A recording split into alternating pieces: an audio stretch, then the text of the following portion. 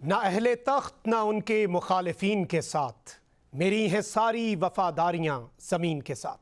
السلام علیکم ناظرین، میں ہوں مخدوم شہاب الدین اور آپ دیکھ رہے ہیں پاور ٹاک۔ یہ پروگرام کسی ایجنڈے کا ترجمان نہیں، یہ عوام کی آواز ہے۔ میرا صحافتی سفر اقتدار کے ایوانوں سے نہیں، زمینی حقائق سے جڑا رہا۔ میں نے ہمیشہ وہ سوال اٹھائے جو اقتدار کے ایوانوں کو ناگوار گزرتے ہیں مگر عوام کے لیے ضروری ہوتے ہیں۔ سیاست ہو، معیشت ہو یا قومی سلامتی کے چیلنجز، پاور ٹاک میں بات ہوگی دلیل کے ساتھ، تجزیہ ہوگا ذمہ داری کے ساتھ اور سچ ہوگا بغیر کسی مصلحت کے۔ صحافت کے اس سفر میں آپ کا ساتھ اور آپ کی آواز ہماری سب سے بڑی طاقت ہوگی۔ ناظرین اکرام، سیاسی منظرنامہ ایک بار پھر کروٹ لیتا محسوس ہو رہا ہے، مگر یہ کروٹ کسی واضح سمت کی نہیں بلکہ ایک ایسی بے چینی کی عکاس ہے جو مدتوں سے ایوانوں اور سڑکوں کے درمیان معلق ہے۔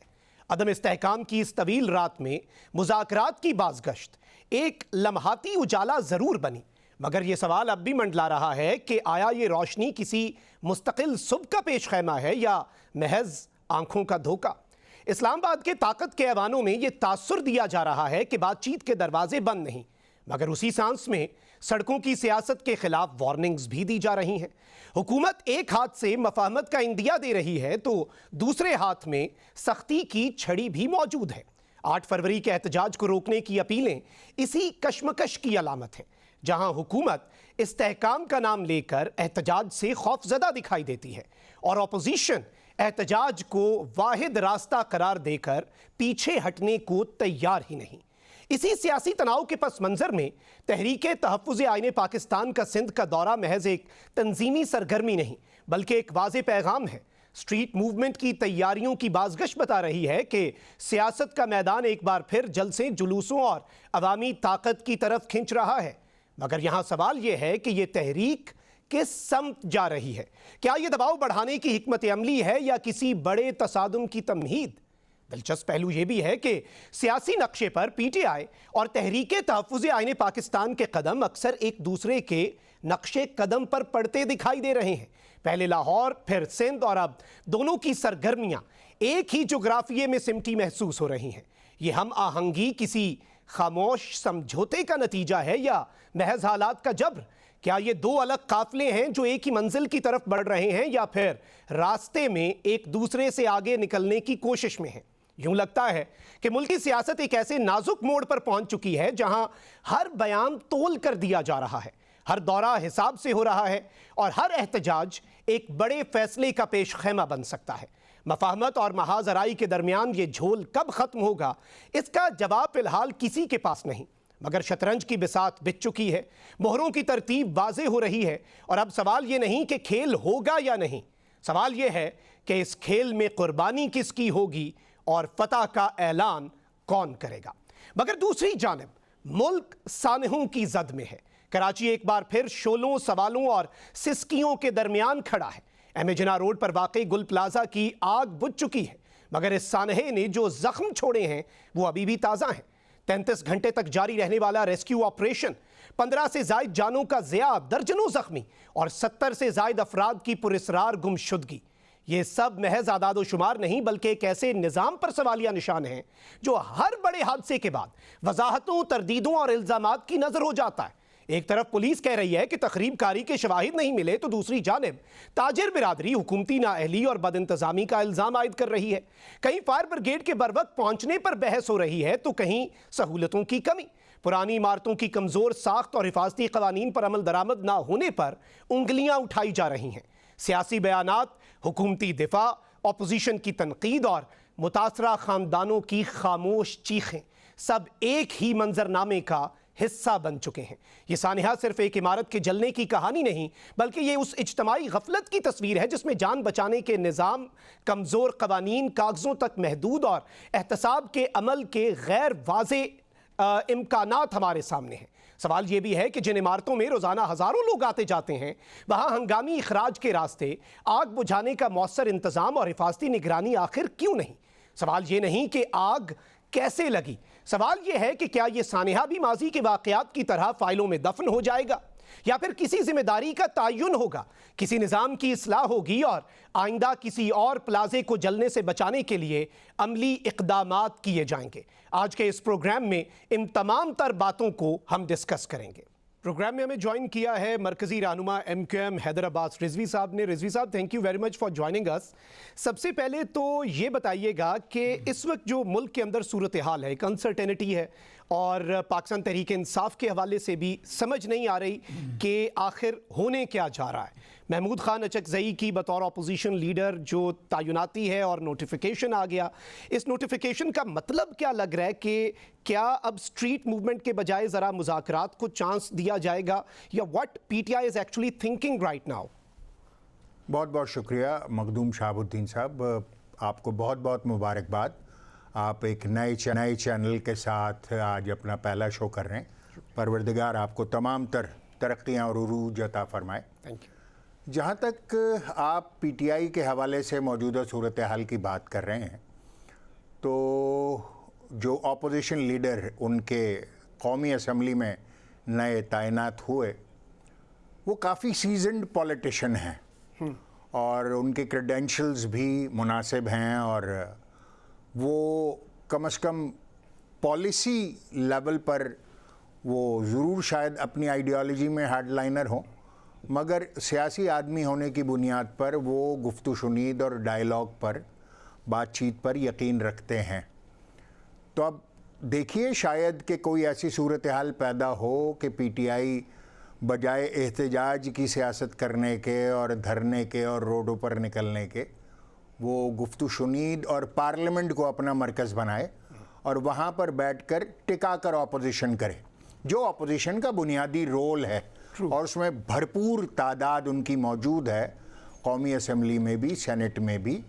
تو وہاں پر ان کو اپنا بھرپور پارلیمانی کردار ادا کرنا چاہیے اور ایک بہترین اپوزیشن کی طرح ان کو کام کرنا چاہیے. مگر انفارچونیٹلی ان کا فوکس ابھی تک جو رہا ہے وہ یہ رہا ہے کہ وہ کسی طرح احتجاج کی سیاست کریں, سڑکوں پر آئیں, پورے پاکستان سے لوگوں کو سڑکوں پر نکالیں.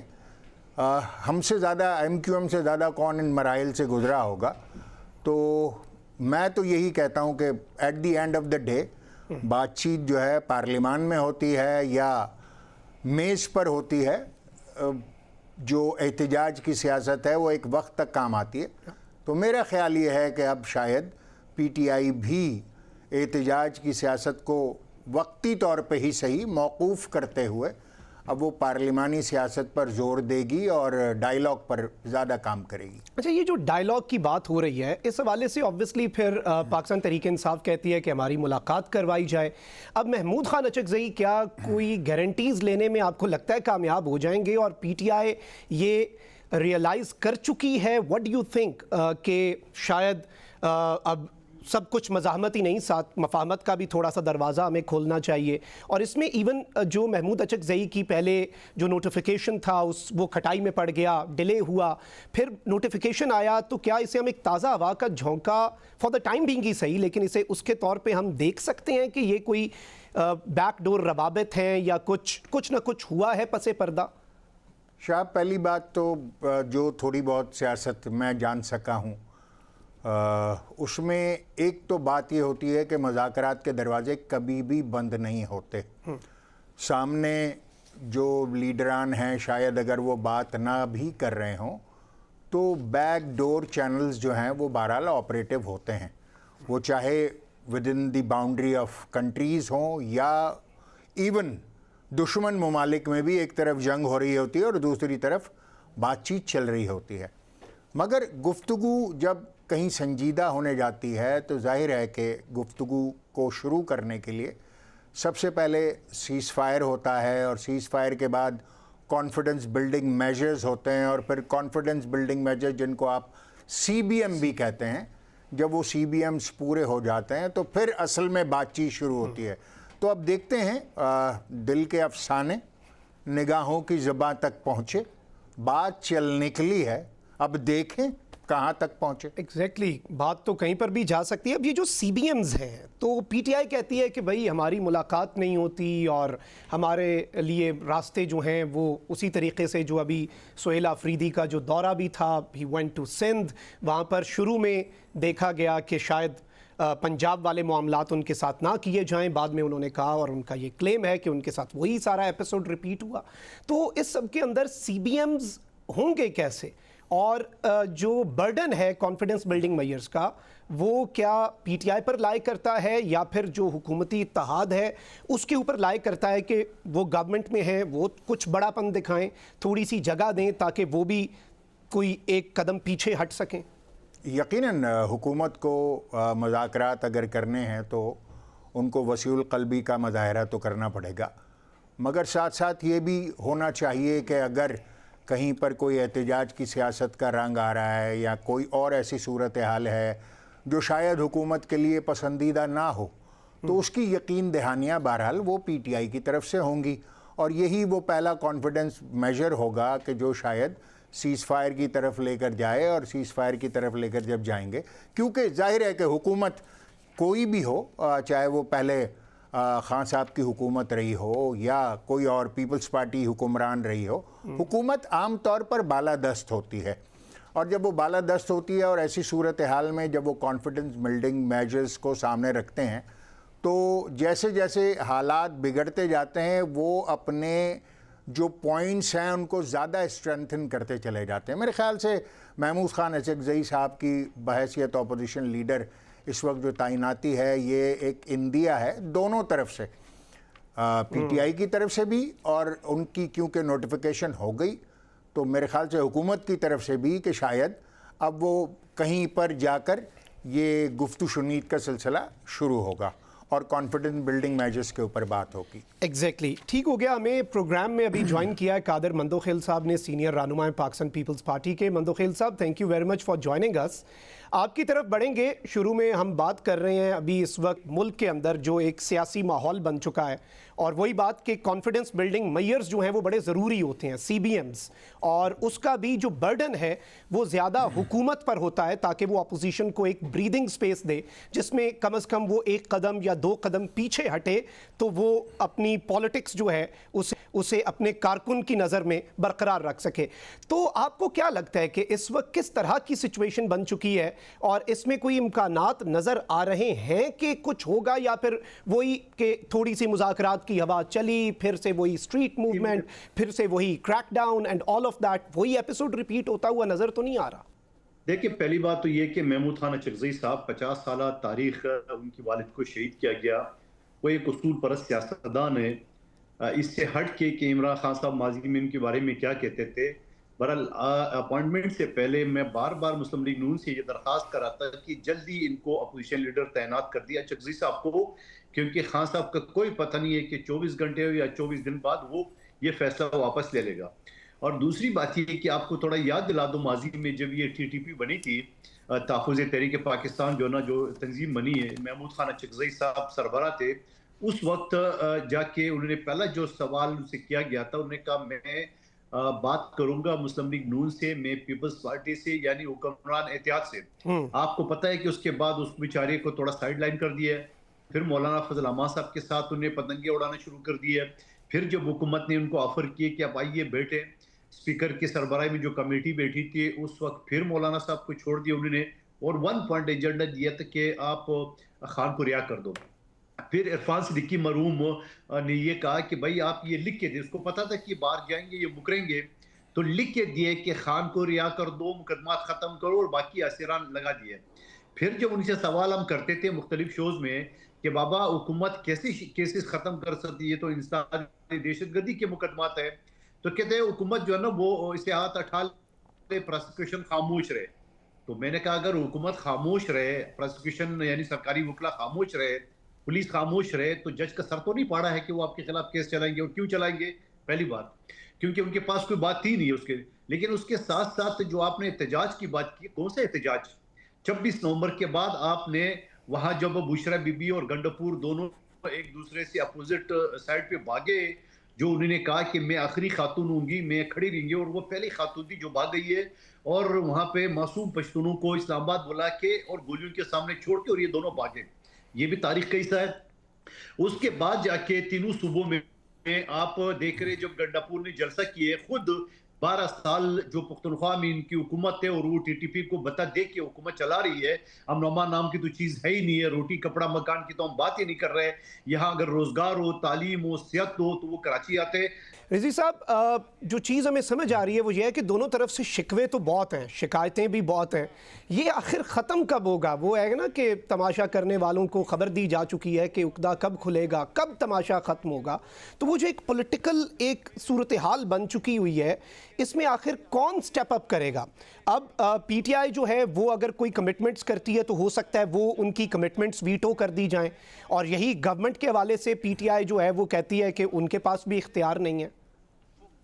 دیکھیے، اگر اپوزیشن لیڈر کی تعیناتی ہوئی ہے اور وہ بھی پی ٹی آئی کی ریکمنڈیشن سے ہوئی ہے، تو کم از کم ایک بات تو یہ طے ہے کہ حکومت نے کہیں نہ کہیں فراغ دلی کا مظاہرہ کیا ہے اور اکاموڈیٹ کرنے کی پہلی کوشش یہ دکھائی دے رہی ہے.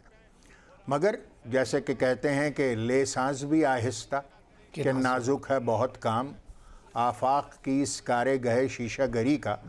تو جلدی کرنے کی ضرورت نہیں ہے، اور بہت آہستہ خرامی کے ساتھ اس جو پہلے سیز فائر اور سیز فائر کو پھر کانفیڈنس بلڈنگ میجرز تک لے جانے اور سی بی ایمز کو بھی سامنے رکھتے ہوئے بالآخر مذاکرات کی میز تک پہنچنے کا راستہ گو کہ بہت طویل نہیں ہے، مگر آپ یوں سمجھیے کہ بہت نازک ہے. تو احتیاط کا دامن ہاتھ سے نہیں جانے دینا چاہیے طرفین کو. اور کوئی ایسی بات نہ ہو کہ جو ان آگے بڑھتی ہوئی صورتحال کو جو ہے وہ واپسی کے لیے پیچھے دھکیل دے. ایگزیکٹلی، اور اس وقت ضرورت بھی اسی چیز کی ہے، کیونکہ بڑے سے بڑی جنگیں بھی جو ہوتی ہیں اس کے بعد الٹیمیٹلی آپ کو میز پر بیٹھنا پڑتا ہے. تو لڑائی یا مزاحمت تو حل نہیں ہے، مزاحمت کے بعد بھی آپ کو میز پر ہی بیٹھنا ہے. تو اس سے پہلے بیٹھ جائیں، اور حالات خراب جو ہوں اس سے بہتر ہے کہ حالات کو ایک پوائنٹ آف نو ریٹرن پر نہ لے جایا جائے، جو کہ ہمارے ویسے پولیٹیکل لینڈسکیپ میں پچھلے 3-4 سال میں کافی مرتبہ پوائنٹ آف نو ریٹرن سے حالات بہت ہی آگے نکل گئے. So let's just hope for the best. گفتگو کے سلسلے کو جاری رکھیں گے، لیکن یہاں پہ وقت ہوا ایک بریک کا. اسٹے ود اس.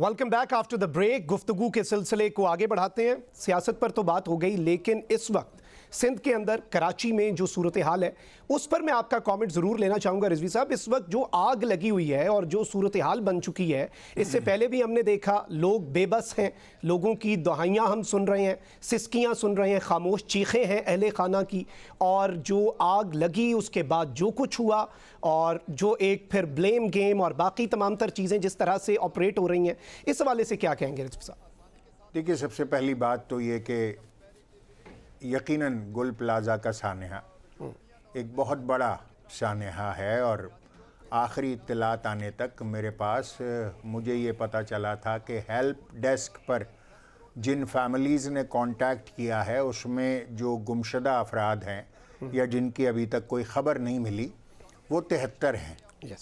15 پہلے ڈیڈ باڈیز مل چکی ہیں اور 20 سے زیادہ زخمی ہیں.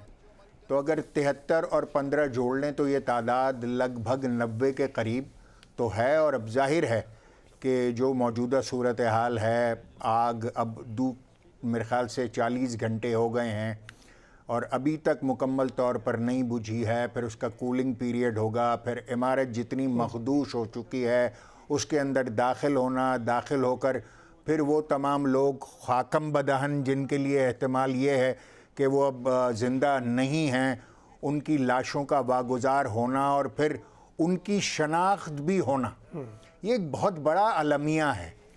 پیسے کی جہاں تک بات ہے اربہ روپے جو ہے وہ لوگوں کا برباد ہوا، مگر اس سے بڑا دکھ یہ ہے کہ 90 کے قریب لوگ جو ہے اس آگ میں جھلس کر یا دم گھٹنے سے ہلاک ہو گئے یا جاں بحق ہو گئے۔ اب ایسی صورتحال میں ہمیں دیکھنا یہ پڑے گا کہ یہ سارا جو آپریشن ہوا، تقریباً اب دوسرا دن بھی اختتام پر ہے یا کم از کم 40 گھنٹے تو ہو ہی گئے ہیں، کہ وہاں کیا صورتحال رونما ہوئی؟ کیا واقعی ہماری جو فائر فائٹنگ ایبلٹیز ہیں وہ اس قابل تھیں کہ اس آگ کو وقت پر پہنچ کر بجھا لیا جاتا اور نقصان کم سے کم ہوتا؟ تو ہم نے یہ دیکھا کہ وہاں پر فائر ٹینڈرز پہنچے، دیر سے پہنچے، ٹریفک جام تھا، پھر کبھی پانی ختم ہوا، کبھی ڈیزل ختم ہوا۔ ہم نے یہ بھی دیکھا کہ پانی سے آگ کو بجھانے کی کوشش مسلسل کی جاتی رہی۔ اب ظاہر ہے کہ جو لوگ سائنس کے اسٹوڈنٹس ہیں وہ یہ جانتے ہیں کہ پانی کی آگ، پانی اس آگ پر ڈالا جاتا ہے جو لکڑی جہاں پر زیادہ ہوتی ہے۔ یہاں پر تو میلامائن اور پھر پلاسٹکس اور پھر دیگر ہائیڈرو کاربنز کے جو بائی پروڈکٹس ہیں ان کی دکانیں یہ زیادہ تھیں، 1200 دکانیں، اور یہاں پر تو ڈرائی پاؤڈر استعمال ہونا چاہیے تھا، مگر شاید ہمارے فائر فائٹرز کے پاس ڈرائی پاؤڈر نہ ہو یا کیمیکل نہ ہو۔ دوسرے دن ہم نے دیکھا کہ انہوں نے کچھ فوم کا استعمال کیا، پھر اس کے بعد ان کا جو گیئر تھا شاید وہ مناسب نہیں تھا۔ اگر ان کے پاس بریدنگ ماسکس ہوتے یا ان کے پاس ایک ایسا ایکوپمنٹ ہوتا کہ جو آگ سے محفوظ رہنے کے لباس ہوتا ہے، اگر وہ ساری چیزیں ہوتی تو شاید آگ میں پھنسے لوگوں کو بچایا جا سکتا تھا۔ 950 ارب روپے کا سندھ کا جو ہے وہ ترقیاتی بجٹ ہے، 950 ارب روپے، اور 3000 ارب روپے کا اس سال کا بجٹ ہے، اور کراچی اس میں سے 70% ریونیو پاکستان کے لیے اور 98.5% ریونیو سندھ کے لیے دیتا ہے۔ اب کراچی کی آبادی لگ بھگ 4 کروڑ ہے اور 29 صرف جو ہے وہ فائر اسٹیشن ہے، صرف اور صرف 29، یعنی 13 لاکھ لوگوں کے اوپر ایک فائر اسٹیشن ہے۔ تو کیا ہمارے پاس فائر اسٹیشن زیادہ ہونے چاہیے تھے؟ کیا ہم زیادہ ویل ایکوپڈ ہونے چاہیے تھے؟ یا ہم زیادہ ہمارے پاس کیمیکلز ہونے چاہیے تھے آگ بجھانے کے؟ زیادہ بہتر ٹریننگ ہونی چاہیے تھی؟ پھر جس طریقے سے پاکستان نیوی نے آ کر سپورٹ کیا، سول ایویشن نے سپورٹ کیا، FWO نے آ کر سپورٹ کیا، تو یہ ساری ایفرٹس کراچی کے فائر فائٹرز لگے رہے۔ فرقان علی اس میں بیچارہ جو لوگوں کو بچانے کی کوشش میں ہمارا بھائی شہید ہوا، جو کراچی کا ہیرو ہے، تمام تر سلام ہے اس کی روح کو۔ مگر اس پر بیٹھ کر اب غور کرنا ہوگا کہ آخر ان 90 کے قریب لوگوں کے جاں بحق ہونے کی قرار واقعی ذمہ داری کس کی بنتی ہے؟ یہ طے کیا جانا چاہیے۔ دیکھیے، پیسے بھی مل جائیں گے، عمارت بھی دوبارہ تعمیر ہو جائے گی، نقصان بھی پورا ہو جائے گا، مگر یہ جو 90 کے قریب لوگ اپنی جان سے چلے گئے، کسی نہ کسی کو تو اس کی ذمہ داری قبول کرنی پڑے گی۔ یہ 90 انسانی جانوں کا مسئلہ ہے، تو ظاہر ہے کہ اس کو دیکھنا چاہیے۔ سی ایم صاحب نے فورنزک آڈٹ کی بات کی، اب دیکھیے کیا ہوتا ہے صورتحال میں۔ مگر بہرحال سانحہ گل پلازا جو ہے وہ سیکھنے کے لیے ایک بہت بڑی جو ہے سچویشن ہے، ورنہ 2023 میں 2187 آگ لگنے کے واقعات کراچی میں ہوئے تھے، پھر 2024 میں ان کی تعداد 2244 ہو گئی، اور 2025 تک آتے آتے آگ لگنے کے جو واقعات تھے کراچی میں ان کی تعداد 2570 کے قریب ہو گئی۔ تو یہ واقعات بتدریج بڑھتے چلے جا رہے ہیں، ایک ایسا ٹرینڈ بن رہا ہے کہ جس میں آگ بڑھتی چلی جا رہی ہے، مگر شاید ہم اتنے ایکوپڈ نہیں ہیں۔ اگر بلدیاتی ادارے شاید خود مختار ہوتے اور مضبوط ہوتے تو ان تمام چیزوں پر غور دیا جاتا، جس کی کمی بہت واضح طور پر دکھائی دے رہی ہے۔ Exactly, point taken. میں مندوخیل صاحب آپ کی جانب آؤں گا۔ ہر کچھ عرصے کے بعد کچھ نہ کچھ ہوتا ہے، اس کے بعد ہم بات کرتے ہیں، اس کے بعد ہم پرفارمنس کی بات کرتے ہیں، بجٹ کی بات کرتے ہیں، کراچی کا کوئی پرسان حال نہیں ہے، یہ باتیں ہوتی ہیں میڈیا میں، اور پھر وہی ڈسٹ سیٹل ہوتی ہے، پھر کچھ عرصے بعد کوئی اور سانحہ ہو جاتا ہے۔ اب یہ قیمتی جانوں کا جو ضیاع ہے، اور آبویسلی یہ صرف انڈیویجولز نہیں ہیں، یہ فیملیز ہیں جو अब हमेशा हमेशा के लिए इम्पैक्ट उन पर डल चुका है, इसका कोई नेमुल बदल हो नहीं सकता।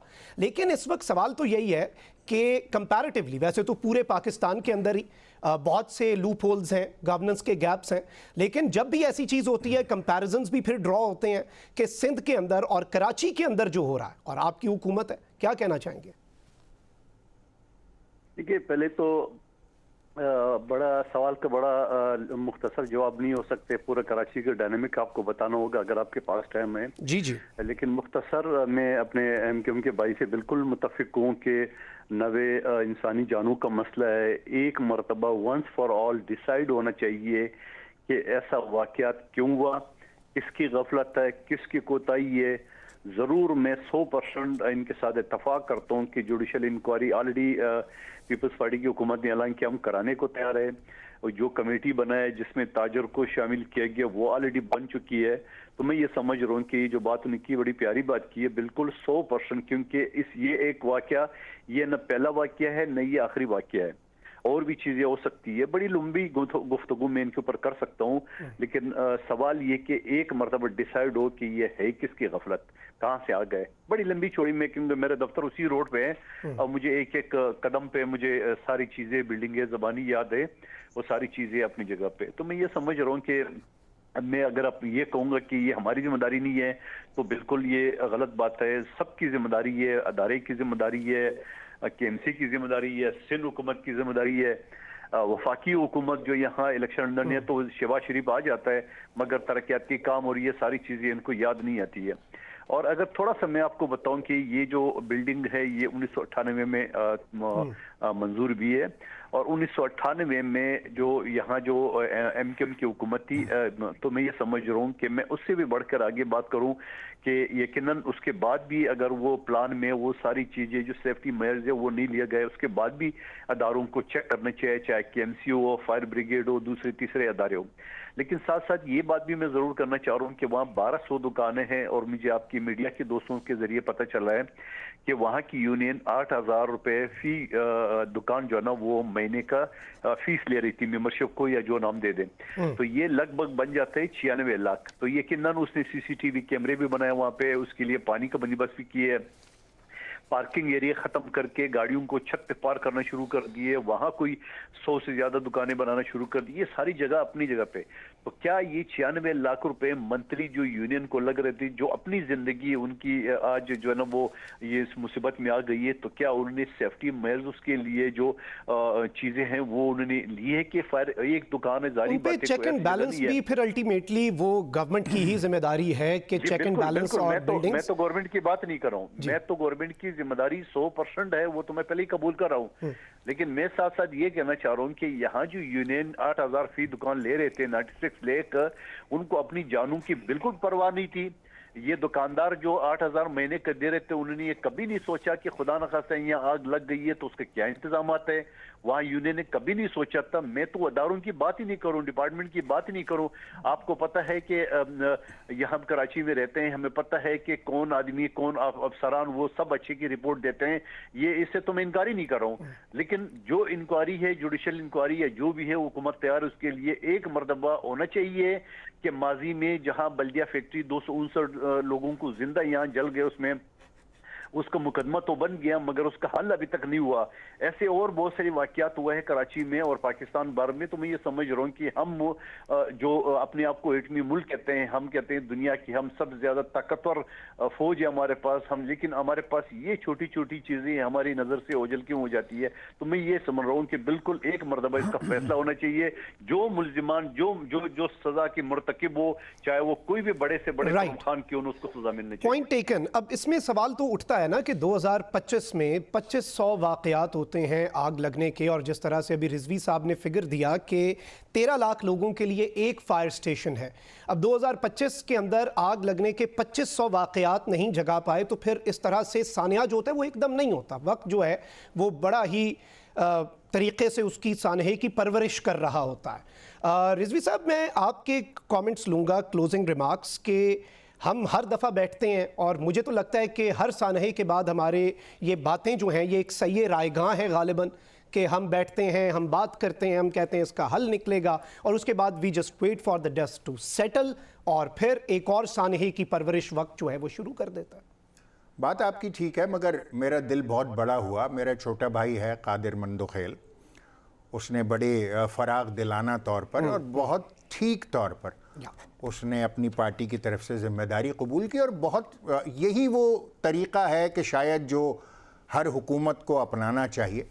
مگر میں صرف اتنا عرض کرنا چاہوں گا یہاں پر بغیر کسی بلیم گیم کے کہ کراچی کا ایک ماسٹر پلان تھا, کراچی اسٹریٹجک ڈیولپمنٹ پلان 2020, جو 2007 میں پاس ہوا تھا, اور سندھ حکومت نے, یعنی ہمارے موجودہ وزیر اعلیٰ جناب جو شاہ صاحب ہیں, انہوں نے اس کو دستخط کر کے قانون میں بدل دیا تھا کہ اب وہی ماسٹر پلان کراچی کا قانون ہے, اور جو بھی ڈیولپمنٹ ہوگی اسی کی بنیاد پر ہوگی. انفارچونیٹلی وہ ماسٹر پلان جو ہے وہ اگر فالو ہو جاتا تو اس میں انتہائی ڈیٹیلڈ یہ ساری جو فائر فائٹنگ ہے یا ڈیزاسٹر مینجمنٹ کی جو کلازز تھیں, اگر اس کی بنیاد پر ہو جاتی تو شاید انسانی جانوں کا نقصان کم کیا جا سکتا تھا. نہیں ہو سکا, مگر جیسا کہ میرا بھائی کہہ رہا ہے قادر کہ اس پر وزیر اعلیٰ نے ایک جوڈیشل انکوائری انیشیٹ کی ہے, میری نالج میں نہیں تھا. یہ بہت عمدہ بات ہے. اگر ایسا ہو جائے, آفر کی ہے انہوں نے, آئی گیس کر دینی چاہیے, بن جانا چاہیے. آفر ظاہر ہے کہ وہ حکومت ہے, ان کو تو حکم دے دینا چاہیے تاکہ ہم, آپ, قادر, میں, کوئی اور اہل کراچی میں سے کوئی بھی آئندہ کسی سانحے سے بچ سکے. اگر اسی مثبت رویے کے ساتھ جو قادر کا ہے اگر چیزیں آگے بڑھیں گی تو انشاءاللہ پھر سانحات کو روکنے میں آسانی ہوگی, ورنہ 90 جانیں تلف ہو جانا ایک واقعے میں, یہ بہت بڑا سانحہ ہے. بہت بڑا سانحہ ہے, ایگزیکٹلی. اور اسی کے ساتھ بہت بہت شکریہ آپ کا. حیدرآباد رضوی صاحب, قادر مندوخیل صاحب بھی موجود تھے. ناظرین اکرام, یہی دعا کی جا سکتی ہے کہ ارباب اختیار جو ہیں وہ ونس اینڈ فار آل بیٹھیں اور ملک کے عوام جو ہیں ان کے مسائل کے حل کے لیے ایک مرتبہ ایک پالیسی بنائی جائے, اور ہم اس طرح سے بیٹھ کر ہر سانحے کے بعد اگلے سانحے کا انتظار نہ کرتے رہیں. ایک بریک کے بعد ہم بات کریں گے بدلتی ہوئی جیو پولیٹیکل صورتحال کی, ایران میں جو کچھ ہو رہا ہے اس کی. ہمارے ساتھ رہیے.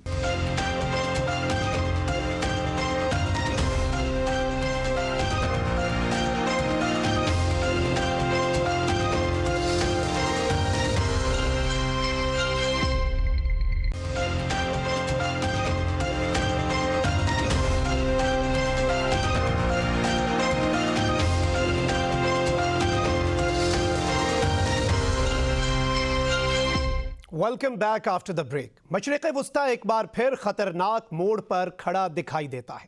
واشنگٹن سے تہران تک بیانات, دھمکیاں اور عسکری نقل و حرکت ایک ایسے تصادم کی تصویر پیش کر رہی ہے جس کے اثرات خطے سے نکل کر پوری دنیا کو لپیٹ میں لے سکتے ہیں. سابق امریکی سفیر کا یہ دعویٰ کہ صدر ٹرمپ آئندہ ہفتوں میں ایرانی سپریم لیڈر آیت اللہ خامنائی کو نشانہ بنانے کی کوشش کر سکتے ہیں, محض ایک بیان نہیں بلکہ عالمی سیاست میں ایک شدید ہلچل کا اشارہ ہے. ایران واضح الفاظ میں خبردار کر رہا ہے کہ رہبر اعلیٰ پر کوئی بھی حملہ مکمل جنگ کو دعوت دینے کے مترادف ہوگا, جبکہ امریکہ خطے میں طیارہ بردار بحری جہاز اور فضائی دستے بھیج کر طاقت کا پیغام دے رہا ہے. اس کشیدگی کے بیچ اسلامی دنیا منقسم نظر آتی ہے. کوئی کھل کر ایران کے ساتھ کھڑا نہیں, کوئی خاموش تماشائی ہے, اور کوئی اپنے مفادات کے حساب سے توازن قائم رکھنے کی کوشش میں ہے. سوال صرف یہ نہیں کہ ٹرمپ کیا فیصلہ کریں گے, اصل سوال یہ ہے کہ اگر تصادم ہوا تو اس کے اثرات کہاں تک جائیں گے, اسلامی ممالک کس سمت کھڑے ہوں گے, اور پاکستان جیسے حساس جغرافیے کے حامل ملک کے لیے اس کشیدگی کے کیا مضمرات ہوں گے. ان تمام تر موضوعات پر گفتگو کرنے کے لیے ہمیں جوائن کیا ہے محمد حسین نے, جو کہ سینئر صحافی ہیں, ایران سے ان کا تعلق ہے. اس کے ساتھ ہی ساتھ ایئر کموڈور ریٹائرڈ خالد چشتی دفاعی تجزیہ کار ہیں, انہوں نے بھی ہمیں جوائن کیا ہے. آپ دونوں کا بہت بہت شکریہ. پہلے میں جان حسین صاحب آپ کی طرف آؤں گا.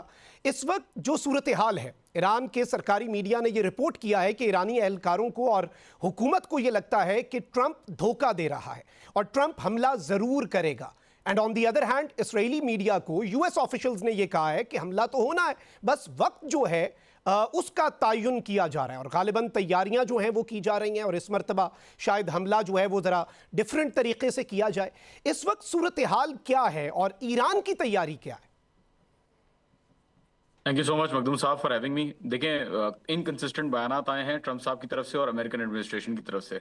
उन्होंने कभी प्रोटेस्टर्स को बोला कि मारे जा रहे हैं, फिर बोला नहीं मारे जा रहे हैं, फिर बोला मारे जा रहे हैं, फिर बोला नहीं मारे जा रहे हैं। बहरहाल एक बड़ी इनकंसिस्टेंट सी रिवायत रही है अमेरिका की। ट्रंप साहब ने 12 दिन की जंग से पहले भी यही चीज़ की थी और आखिरी दिन तक आपको याद होगा 12 दिन की जंग से जब शुरू हुई थी उससे पहले तक नेगोशिएशंस यूएस के साथ बड़ी सीरियस चल रही थी। तो जाहिर सी बात है ईरानी ऑफिशियल्स को यहाँ पे कॉन्फिडेंस नहीं है किसी भी तरीके का कि अगर ट्रंप साहब कुछ कह रहे हैं कि मैं हमला नहीं करूंगा तो हो सकता है कि वो हमला करने की कोशिश कर रहे हों। बहरहाल पहले भी हमला करके जाहिर है देख लिया उन्होंने, अभी भी क्या करेंगे। तो ईरानी ऑफिशियल्स जो है उस पर ज्यादा तैयारी रख के बैठे हुए, क्योंकि पिछला अटैक जो था वो सरप्राइज अटैक था। हाउएवर अभी थ्रेट असेसमेंट जो है वो काफी हाई लेवल पर है। दूसरी तरफ अगर आयतुल्लाह खामनाई साहब की बात करें तो he is not just a political leader, he is also religious and spiritual leader. वो जो फकी हैं उनकी मुजतहिद की फॉलोइंग होती है, काफी मैसेज दुनिया में इस वक्त उनको फॉलो करते हैं और अमेरिका के लिए इस तरीके का कोई भी इकदाम आई थिंक उनको लॉन्ग टर्म में बहुत ज्यादा नुकसान पहुंचा सकता है। और इसी सब के अंदर ये भी सवाल है कि क्या ईरान वेनेजुएला है और क्या ईरान जो है वो इतना ही आसान हदफ होगा। यही सवाल खालिद चिश्ती साहब आपसे कि इस वक्त क्या ईरान वेनेजुएला की तरह एक इंतहाई आसान हदफ होगा यूएस के लिए कि जो करना है वो करे, उसके बाद वहाँ से निकल आए और जिस तरह से वेनेजुएला को यूएस लेकर चलना चाह रहा है वो चल रहा है। लेकिन ईरान के डायनामिक्स काफ़ी डिफरेंट है। बहुत शुक्रिया मखदूम साहब, आपने इनवाइट किया। देखिए, बिल्कुल मुख्तलिफ केसेस हैं। वेनेजुएला इसमें कोई शक नहीं कि नंबर 1 है, ऑयल प्रोड्यूसिंग कह लें या ऑयल के रिजर्वायर, जाहिर है उन्होंने निकाले तो नहीं है लेकिन सबसे बड़ा मुल्क था। इराक, इनकी दोनों की, ईरान की और उसकी बहुत डिफरेंस है। वजह यह है कि वो जैसे आइडियोलॉजिकल मुल्क नहीं है, वो नेशनलिस्ट लोग नहीं थे वेनेजुएला के। वो एक स्टैंड लोन मुल्क था जिसकी नेबरहुड में इतने मिडल ईस्ट जैसा एक इंफ्रास्ट्रक्चर नहीं था। तो उन्होंने वन टाइम ऑपरेशन कर लिया और मेरा मानना यह है कि शायद यही वजह है कि इजराइल के प्राइम मिनिस्टर नेतन्याहू प्रेसिडेंट को कन्विंस करते रहते हैं कि कितना आसानी से आपने वेनेजुएला का कर लिया, छोटा सा धक्का ईरान को भी मारे, इसी मोमेंटम में लोग खौफजदा भी हैं, आपकी सलाहियत से मुतासिर भी हुए हैं, तो आप कर सकते हैं। लेकिन जो चीज़ मेरा ख्याल है रोक रही है, और वो रोक इसलिए रही है कि ये खित्ता मिडल ईस्ट के सेंटर में है। एक तरफ नॉर्थ में अफगानिस्तान है, चाइना है, रशिया है, पाकिस्तान है, तो बहुत एक वॉलेटाइल एरिया पहले से ही है, नो डाउट। जो जॉन साहब भी कह रहे थे उसको मैं थोड़ा सा और लेकर बढ़ूंगा कि जो प्रेसिडेंट ट्रम्प है वो बुनियादी तौर पर अपनी जो अनप्रेडिक्टेबिलिटी है उसको एक स्ट्रेटेजिक टूल के तौर पर इस्तेमाल करते हैं या कोर्शन के तौर पर इस्तेमाल करते हैं। यानी कि आपको इस तरह का बयान देंगे कि शायद वो कल आ जाएं और नहीं आएंगे, और फिर कहेंगे कि मैं नहीं करूंगा, तो जो जॉन साहब कह रहे थे कि वो आ भी सकते हैं। तो यानी कि एक अनप्रेडिक्टेबिलिटी को वो एक इनसिक्योरिटी पैदा करते हैं। और खास तौर पर ईरान जैसा मुल्क जाहिर है जो इकोनॉमिकली पहले ही क्राइसिस में है, इसमें कोई शक नहीं है कि हार्डशिप है, लोग परेशान हैं, इसमें कोई शक नहीं है। वो भी, और वो गवर्नमेंट के पास एक रीजन होती है कि ये सैंक्शंस की वजह से है। और आप एग्री करेंगे शाह साहब कि देखिए, जो जब आप सैंक्शन लगाते हैं इस मुल्क पर तो वो डुअल एज, वो या टू प्रॉन्ग होती है। उसके अंदर एक फायदा भी हो जाता है हुकूमत को, वो ये होता है कि लोगों में एक यूनिटी लाने में हुकूमत को आसानी पैदा होती है। वो इस वजह से कि लोग हर चीज का, चाहे वो मिसमैनेजमेंट हो, चाहे वो लॉज ऐसे बन जाए लोकल गवर्नमेंट के, या करप्शन ऐसी हो जाए किसी मुल्क में, वैसे मैं हाइपोथेटिकली बात कर रहा हूं, तो वो सैंक्शंस को बुनियाद बना लेते हैं कि अगर ये सैंक्शन ना होती तो ऐसा ना होता। लोगों के अंदर एक एलिमेंट ऑफ होप आ जाता है, एक एलिमेंट ऑफ ब्लेम आ जाता है जब आप दूसरों पर डालते हैं। तो ये मिक्स एंड मैच है। इतना बड़ा मुल्क होने के बावजूद आपने देखा कि उन्होंने पुल बैक किया है, लेकिन मेरा ख्याल ये है कि नेतन्याहू अभी भी चाहेंगे। लेकिन जो आखिरी बात इस पे है कि कंफ्यूजन ये है कि ये जो मुजाहिरीन थे भी, मेरा नहीं मानना कि जॉन साहब बेहतर बता सकेंगे कि इनको ये भी पता था कि इनका अल्टरनेट क्या है। बाज़ औक़ात दुनिया में जहां पे होती है, बल्कि मोस्टली ये होता है कि जब इस तरह की कैंपेन चलती है, वोलेटाइल मुजाहिरे होते हैं, तो एक अल्टरनेट लीडरशिप विजिबली नजर आती है लोगों को एक सिंबल, एक रोल मॉडल, एक ऑप्टिकली नजर आती शख्सियत या इंडिविजुअल। वो तो यहाँ थी कोई नहीं। रजा शाह पहलवी 19 साल की उम्र में उनके बेटे चले गए, 47 साल से बाहर रहते हैं, वो रोल मॉडल कैसे बन गए? ना उनकी रूट्स हैं, ना उनका इंफ्रास्ट्रक्चर है, ना कोई पॉलिटिकल पार्टी है। तो मेरा ख्याल है एक डायनामिक्स है, फ्लूइड सिचुएशन है, अनप्रेडिक्टेबल है। जैसे मैंने कहा, प्रेसिडेंट ट्रम्प कुछ भी कर सकते हैं, डिपेंड करता है कि वो कौन सा कार्ड किस वक्त खेल जाए। एग्जैक्टली, ये तो एक रियलिटी है, ट्रम्प की अनप्रेडिक्टेबिलिटी भी, और फिर इसके साथ अमेरिका अब क्या करेगा। क्योंकि जिस तरह से जॉन साहब ने भी कहा कि जो जून 2025 में हमने देखा, उसमें आखिरी ट्वीट तक ट्रम्प के ये लग रहा था कि शायद मुज़ाकरात हो रहे हैं, लेकिन अचानक से इसराइल ने हमला कर दिया और उसमें एलिमेंट ऑफ सरप्राइज़ था जॉन साहब। लेकिन इस मरतबा अगर ये भी कहा जा रहा है कि इसराइल के पास उस तादाद में इंटरसेप्टर मिसाइल्स नहीं है, اور اسرائیل کو بھی تیاری کرنی ہے کیونکہ امریکہ کے حملے کا جو ریاکشن ہوگا وہ اسرائیل کو فیس کرنا پڑے گا. لیکن اس سب کے اندر ایک ایلیمنٹ یہ بھی ہے کہ ایران بھی تو کچھ تیاری کر رہا ہوگا اور جون 2025 میں جو ہوا اس سے ایران نے بھی کچھ سیکھا ہوگا. تو اس وقت کس طرح سے ایران ڈیفرنٹلی جو پچھلے سال اس نے کیا, ایران کا ایلیمنٹ آف سرپرائز کیا ہو سکتا ہے؟ دیکھیں it's a very interesting question. سب سے پہلی چیز جو ایران نے کی وہ سب سے پہلے ریئلائز کیا کہ یہ باتوں سے ٹرمپ صاحب کی جو بھی ریمارکس ہیں یا ایڈمنسٹریشن کی طرف سے کوئی بھی سگنل ہے اس سے کوئی بھی فرق نہیں پڑتا. تو یہ جو انہوں نے پہلے تھوڑا سا یقین دہانی کرا کے مان لیا تھا تو اب تو بالکل بھی نہیں مان رہے کسی بات پہ. تو دیر از اے پوزیشن آف الرٹنس جو ان کے اندر آ گئی ہے اور کوشن بھی ان کے اندر آ گیا ہے. دوسری چیز یہ ہے کہ ان کی جو مسل کیپیبلٹی ہے اس کو انہوں نے روکا نہیں, یہ کنسسٹنٹلی اس کو ڈیولپ کرتے رہے ہیں. شاہد سے لے کر آپ نے دیکھا کس طریقے سے انہوں نے آہستہ آہستہ ریویل کیا. تو اب انہوں نے nuclear powered cruise missiles, nuclear armed cruise missiles نہیں بلکہ نیوکلیئر پاور کروز مسلز بھی بنا لی ہیں ایران نے اس وقت. اور اس کے ساتھ ساتھ کچھ ٹیکنالوجیز ایسی ہیں جو آہستہ آہستہ سامنے نظر آ رہی ہیں. فار ایگزامپل ایران نے اسٹارلنک کو بالکل جیم کر دیا ابھی جو بھی پروٹیسٹ ہوئے. اس کے ساتھ ساتھ دوسری چیز یہ ہوئی ہے کہ جو بھی انفراسٹرکچر تھا موساد کا لیفٹ اوور, وہ سارا انفراسٹرکچر آئی تھنک جلدی کارڈز پلے کرنے کی وجہ سے شاید ہو سکتا ہے ابھی بھی چھپا ہوا ہو کہیں نہ کہیں تھوڑے بہت, لیکن کافی سارا انفراسٹرکچر انہوں نے ریویل کیا کیونکہ لوگ باہر آ گئے. اس وقت اس پورے چینجنگ جیو پولیٹیکل سینیریو میں دس از اے ریالٹی کہ پاکستان جو ہے چاہے وہ غزہ ہو یا دیگر معاملات ہوں, پاکستان ایک لیڈنگ رول میں ہم نے دیکھا ہے. اور ایران کے اندر کوئی بھی تبدیلی, ایران کے اندر کچھ بھی ہونا, یہ بھی وداؤٹ اے ڈاؤٹ پاکستان اس سے ڈائریکٹلی امپیکٹ ہو سکتا ہے. تو پاکستان کو آپ اس سارے چینجنگ جیو پولیٹیکل سینیریو میں کیسے دیکھ رہے ہیں؟ چیلنجز تو ہیں ہمارے اپنے ایسٹرن اور ویسٹرن بارڈر پہ, ہم دو چیلنجز سے نبرد آزما ہے. پھر فتنہ الخوارج, فتنہ الہندوستان, وہ ایک الگ چیلنج, اور یہ بھی مڈل ایسٹ کی جو بدلتی صورتحال ہے پاکستان اس سے باہر تو نہیں رہ سکتا. جی مختوم صاحب, دیکھیے ڈیپینڈ کرتا ہے, صرف سٹرائک کر لینا, ایک سرجیکل پینٹریشن کر جانا جہازوں کے ذریعے ایران کے اندر تو بہت زیادہ میننگ فل نہیں ہوگا. اتنے ہیڈ کوارٹرز پر یا ملٹری انسٹالیشن پر آپ اٹیک کر رہے ہیں, وہ تو ایران نے پہلے بھی سہ لیا تھا. انسپائٹ آف دیٹ کہ مساعد کا جو بہت زیادہ نیٹ ورک آلریڈی پھیلا ہوا ہے, اور ان کے ایک جو امت شاہی ایک منسٹر ہیں اسرائیل کے, انہوں نے ایک ریڈیو ٹاک میں کہا ہے کہ ہم جون میں جب گئے تھے ایران تب بھی ہمارے موساد کے ایجنٹ وہ وہاں موجود تھے اور آج بھی موجود ہیں. یہ انہوں نے آفیشلی کہا ہے, آپ ذرا ویژوائز کریں. اور مائک پومپیو جو فارن منسٹر تھے پچھلے امریکہ کے, انہوں نے نئے سال کی مبارکباد موساد کے لوگوں کو اسرائیل ایران کے اندر بھی دی تھی. یہ انہوں نے کہا کہ تمام ایران کے لوگوں کو اور موساد کے لوگوں کو جو ان کے ساتھ کھڑے ہیں, ایرانیوں کے ساتھ کھڑے ہیں.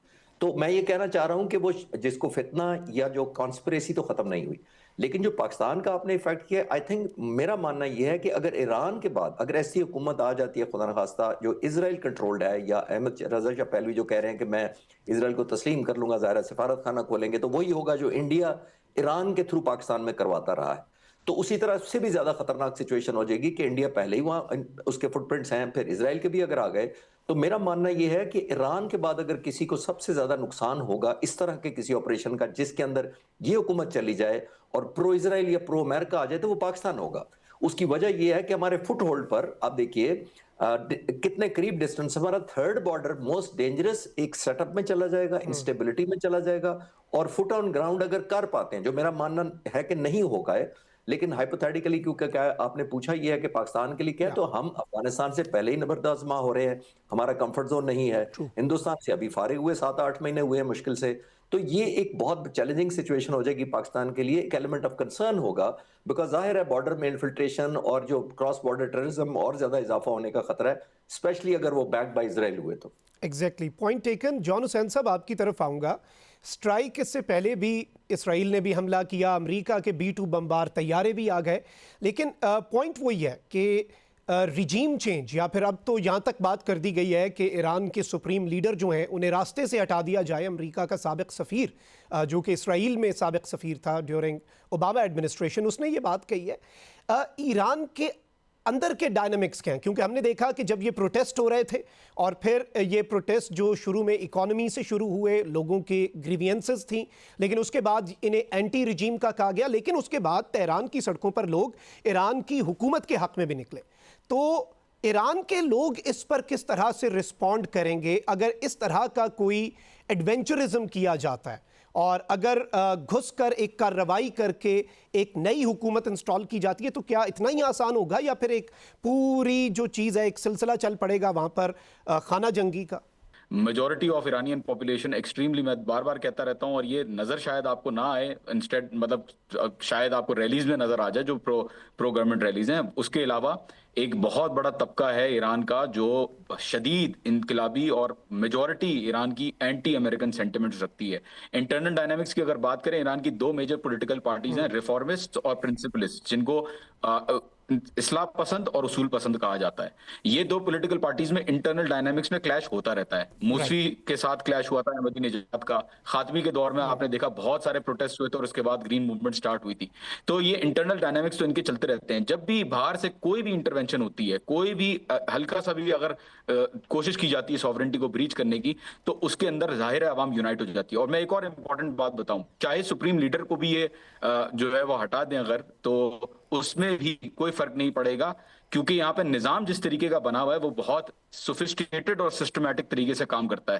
سپریم لیڈر کا الیکشن ہوتا ہے اسمبلی آف ایکسپرٹس کے تھرو، اسمبلی آف ایکسپرٹس خود سے بھی خالد چشتی صاحب، گفتگو کو آگے بڑھاتے ہیں۔ جو ہم بات کر رہے تھے کہ ایران کے ڈائنامکس بالکل ڈیفرنٹ ہیں، اور ظاہری بات ہے ایران کے اندر عوام کس طرح سے رسپونڈ کرتی ہے اگر کوئی ایسا ایڈونچرزم ہو۔ اس میں اب ایک جو کنکلوڈنگ ریمارکس ہیں ان کی طرف بڑھنے سے پہلے ایک پوائنٹ ہے، اور وہ پوائنٹ بڑا امپورٹنٹ ہے۔ یہ بھی ہم نے خبر دیکھی کہ سعودیہ نے اپنی ایئر سپیس جو ہے اس سے انکار کیا، تو اب کہا جا رہا ہے کہ امریکہ کی نیوی جو ہے وہ اس سب میں کیا کر سکتی ہے۔ تو اس وقت یو ایس کے پاس پاسبلٹیز کیا ہیں؟ کس طرح سے اگر یو ایس نے کوئی اٹیک کرنا ہے یا کوئی میزلز لانچ کرنے ہیں تو پاسبلٹی کیا ہوگی یو ایس کے پاس اس سینیریو میں؟ مختوم صاحب دیکھیے، امریکہ کے پوری دنیا میں جو ایئر بیسز اور فٹ پرنٹس، انسٹالیشنز اور سیٹلائٹس ہیں، سب کو اگر اکٹھا کریں تو 702 ہیں دنیا میں، جہاں جہاں ان کی موجودگی ہے۔ 702 ملیشیا کے 5 ہیں صرف، اور جبوتی میں چائنا کا 1 ہے۔ تو میں نے صرف آپ کو کمپیریزن کرنے کے لیے بتایا کہ امریکہ کا جتنے اتنا انفراسٹرکچر ہے وہ بیسیکلی ڈیٹرنس کے لیے ضرور ہے، لیکن اتنا ہی ولنریبلٹی بھی آفر کرتا ہے۔ یعنی اس ریجن کے اندر جیسے قطر پہ حملہ کیا تھا لاسٹ ٹائم، ایران نے کیا تھا، چاہے وہ سمبولک ہی تھا، لیکن ہم نے یہ دیکھا کہ جب آپ اتنا زیادہ انفراسٹرکچر ہوتے ہیں تو اپنا فیس آپ خود بھی آفر کرتے ہیں۔ نمبر 1 702 میں سے بہت سارے مڈل ایسٹ اور ترکی کی طرف ہیں، وہ دیکھنا پڑے گا۔ ان کے پاس آپشن تو بہت ہے، سمندر سے کر سکتے ہیں، میزائلز کروز لانچ کیے جا سکتے ہیں، کسی بھی ایئر کرافٹ کیریئر سے، کسی بیس سے کیے جا سکتے ہیں۔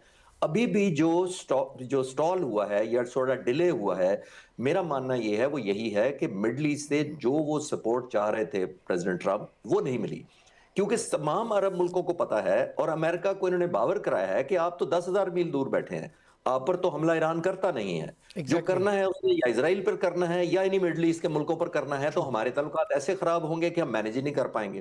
اور پھر میرا ماننا یہ ہے کہ ابھی کنفیوژن بھی ہے امریکن اور اسرائیلی ذہنوں میں، یہ کنفیوژن ہے دونوں لیڈرشپ میں کہ اسرائیل تو ڈیفینیٹلی چاہتا ہے کہ یہ حکومت تبدیل ہو، لیکن مجھے لگتا ہے کہ امریکہ چاہتا ہے کہ یہ حکومت تبدیل ہو نہ ہو، لیکن ہم اس کو کمپرومائز کرنے پر اگر منوا لیتے ہیں تو ان کے ساتھ بھی شاید وہ ورکیبل کر لیں، کیونکہ ان کو پتا ہے کہ اگر آلٹرنیٹ گورنمنٹ آئی بھی، کوئی حکومت بٹھا بھی دی گئی کسی طریقے سے، تو وہ سسٹینیبل نہیں ہوگی۔ تو ان کا ماننا یہ ہے کہ آلٹرنیٹ اگر آیت اللہ خود ہی ایک کمپرومائز اس لیول تک آ جائیں تو تب میرا خیال ہے کہ وہ بہتر شاید امریکہ ورکنگ کرنے کی پوزیشن میں، لیکن اسرائیل کا خیال یہ ہے کہ آل ٹوگیدر ایسی پرو آنی چاہیے اسرائیل جیسے رضا شاہ پہلوی کے بیٹے ہیں۔ Point taken. اور اس وقت جو سچویشن بھی ہے وہ بھی ہم دیکھ رہے ہیں کہ کافی والیٹائل ہے، انسرٹینٹی ہے، انپریڈکٹیبلٹی ہے، اور مڈل ایسٹ کے اوپر جو بیچ میں ہمیں شاید لگا تھا کہ جنگ کے جو بادل چھٹ گئے ہیں، ایک مرتبہ پھر امریکہ کی تیاریاں، امریکہ کی طرف سے دھمکیاں اس جانب ایک اشارہ کر رہی ہیں کہ ایک مرتبہ پھر جو جنگ کے بادل ہیں وہ منڈلانا شروع ہو چکے ہیں۔ بہت بہت شکریہ خالد چشتی صاحب، جان حسین صاحب۔ اسی کے ساتھ مخدوم صاحب کو اجازت دیجیے۔ اللہ نگہبان، پاکستان زندہ باد۔